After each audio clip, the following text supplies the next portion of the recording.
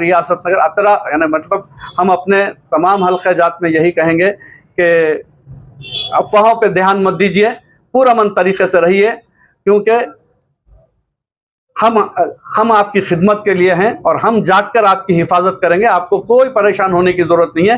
अफवाहों पे ध्यान मत दीजिए। और मैं हमारे बिला लिहाज मज़हब व मिल्लत तमाम तबक़ात के लोगों से कहूँगा कि जो शरपसंद अनासिर दूर बैठकर माहौल को ख़राब करना चाहते हैं, इनसे होशियार रहिए। कल शाम में रक्षापुरम टेम्पल पे एक हादसा हुआ था कि एक नौजवान जो है सो मंदिर में कुछ मूर्ति को जो सो नुकसान पहुंचाए।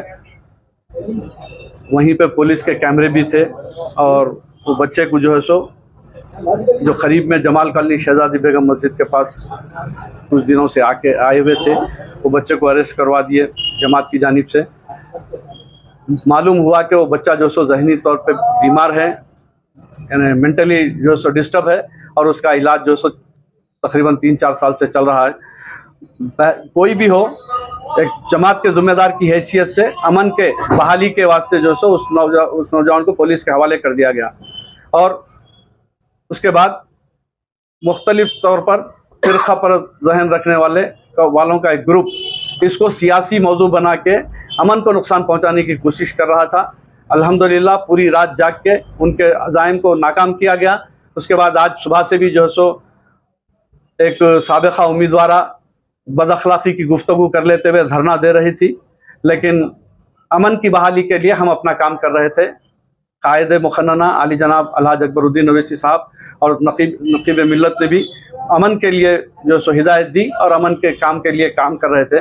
लेकिन 1 बजे के करीब चंद शरपसंद अनासिर जो बेगम बाज़ार से और अपने गौलीपुरा लाल दरवाजे से और मादन्ना पेट से और कुप्पूगुड़े से कुरमागुड़े से जो से ग्रुप आया और दहशत पैदा करते हुए पुलिस की मौजूदगी में कायद मुखन्ना का जो Fatima Owaisi school of excellence school में बच्चे तालीम हासिल कर रहे थे, वहाँ खड़े रह के धरना, बदअखलाक़ी की गुफ्तगू और वहाँ जो सो जमात के ख़िलाफ़, कायदीन के ख़िलाफ़ नारेबाजी कर रहे थे। तो उस वक्त पुलिस वहाँ से उनको वहाँ हटाई, लेकिन कंट्रोल नहीं कर पाई, जिसके नतीजे में वो फिर जमाल कॉलोनी में अंदर दाखिल होकर मेरे मकान के पास आकर मकान की गेट को नुकसान पहुंचाने की कोशिश की गई, तोड़ फोड़ करने की कोशिश की गई।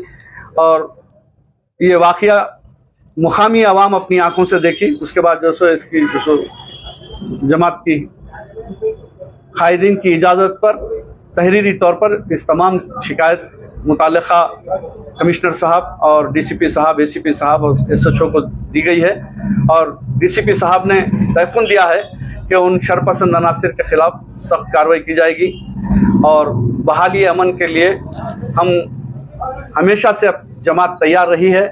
जमात हमेशा बिला लिहाज मज़हब व मिल्लत काम करती आई है, जिसका बयान सबूत दारुस्सलाम में हज़ारों की तादाद में लोगों का, हमारे गैर मुस्लिम भाइयों का आना इस बात का सबूत है। आज फ़िरक़ा परस्त ताकत बीजेपी बौखलाहट का शिकार हो गई है। वो अपनी शिकस्त से खौफज़दा है और इस वजह से इंतशार पैदा करने की कोशिश की जा रही है। हम डीसीपी साहब से वाज़े तौर पर कह चुके हैं कि आने वाले दिन शहर हैदराबाद में गंगा जमनी तहज़ीब को बरकरार रखने के दिन हैं, क्योंकि एक तरफ ईद मिलादुन्नबी है तो दूसरी तरफ गणेश उत्सव की हमारे हिंदू भाइयों का त्यौहार है। और पुलिस, हम चीफ मिनिस्टर साहब से भी यही अपील करते हैं कि वो अमन के लिए सख्ती बरतें और पुरअमन तरीक़े से बीजेपी के ये डराने वाले अज़ाइम से खाइफ हुए बगैर बेबाकी के साथ काम करें और अमन को बरकरार रखने के लिए काम करें। इलाके संतोष नगर और ईदी बाजार के आवाम के लिए कुछ मैसेज है, जैसा कि अफवाह फैली हुई है कि कुछ शरपसंद और कुछ होने वाला है, रात तक उनकी अफवाहें कुछ नहीं, ना ईदी बाजार